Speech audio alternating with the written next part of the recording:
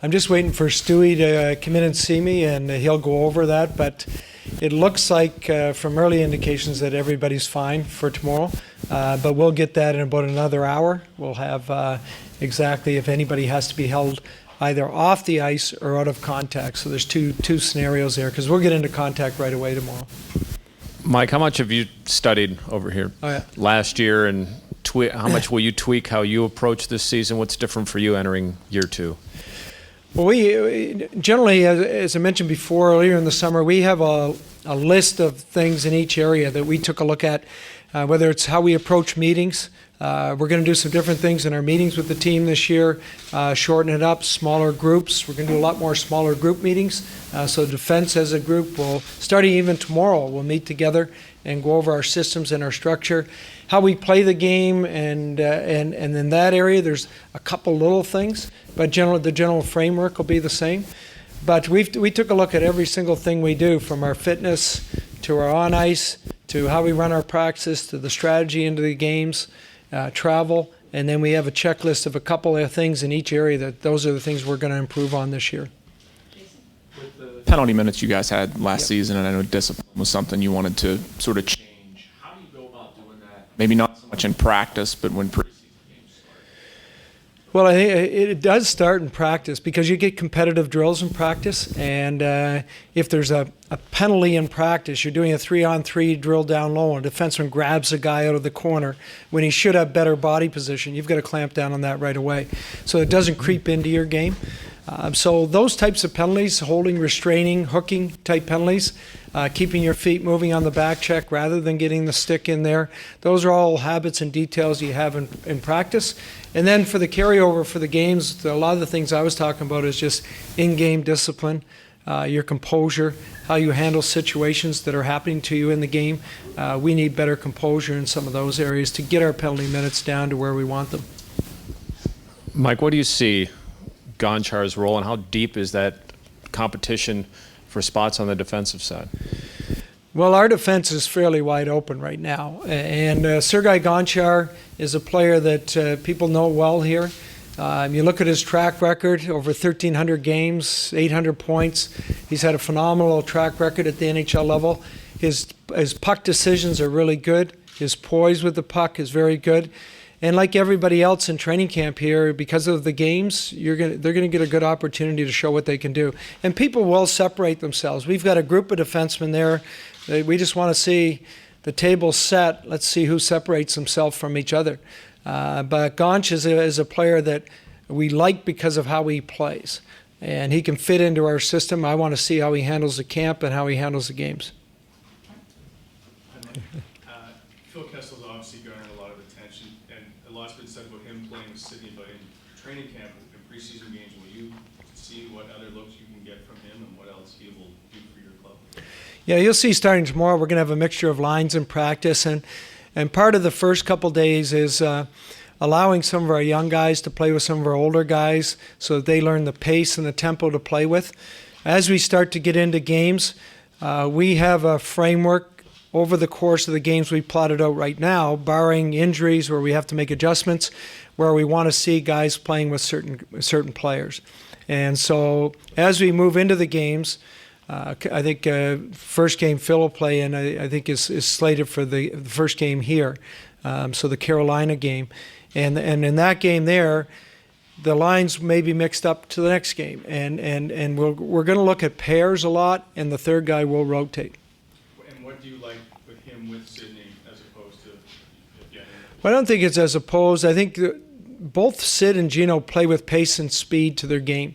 They're both a little bit different in how they play the game, but they both play with pace and speed.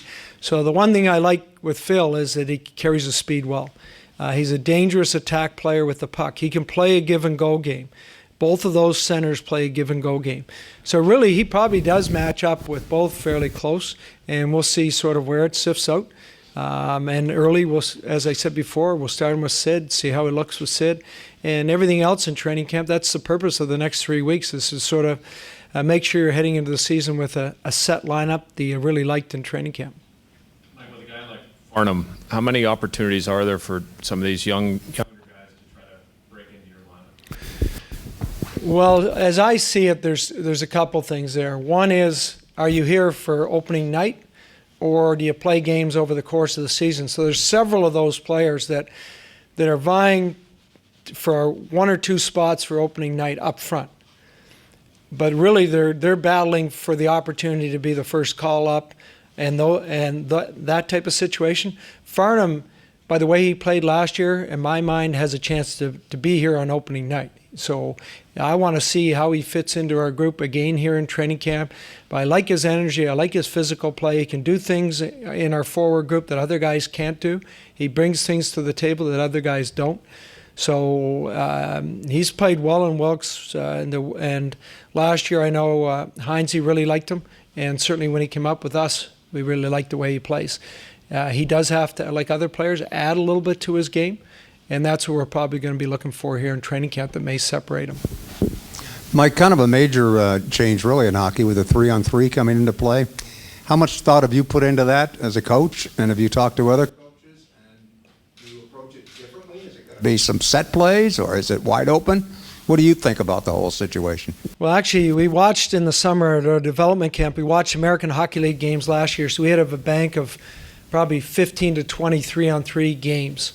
So we took the American Hockey League games last year, we watched them as a coaching staff, and we talked about, really, when you look at it, it's very different. So your forecheck is different. How you play in your own zone 3-on-3 is totally different. Even some of the mindset of how you play changes. And length of shifts. So from what I saw in London, what I saw in the American League games, talking to a couple junior coaches in the Quebec League who've already gone through it this year, and things on the face-off that they've tried, we've looked at everything, and really the package of playing 3-on-3 is much different than anything else we'll do.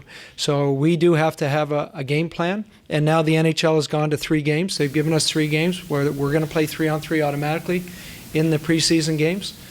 And so we know at the end of each of those games, no matter what the score is, we're playing 3-on-3. I think that's great. It's exciting for the fans to see it before the season starts, but more important, because it is so different, it's very important that our players go through it. But you being a coach, have you thought of any wrinkles on your own that would be? We do have some wrinkles, and we do have some things that we're going to try. We've talked about combinations of players. Do you use 2 forwards and 1 D? Do you use 2 D and 1 forward? Do you use 3 forwards? And so it's a strategy of play we've talked about a lot, and we're going to, unfortunately, get to see our personnel in those situations as we go through those 3 games. One more, Phil, if I can. This is a team obviously struggled to score goals last year, and you had key injuries to key players, and so I know there's lots of different factors, but what are your expectations on Phil this year? Well, Phil's track record, as you know, has been very good offensively. And so expectations, there's a broad range of expectations when you talk about expectations for every player. You're talking about their preparation, their details, their habits, how they play the game, how their off ice is. And I think in a guy like Phil, he's much like Bonino or anybody else new coming to our organization.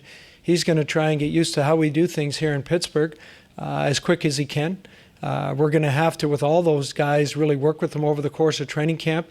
But for me, the consistency in his game, speed, his scoring, his volume of shots, I expect those are going to be there right away. That's the way he's always been as a player.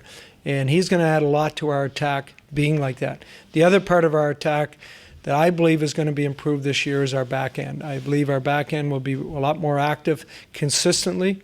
If we keep the health issue where it should be, we could get a lot out of our back end with guys like Mata or Pouliot, Letang, those guys, those mobile guys that can get up in the rush. And even a guy like Cole, I thought, did a real good job in the playoffs activating into the rush and contributing and helping our forwards in that area.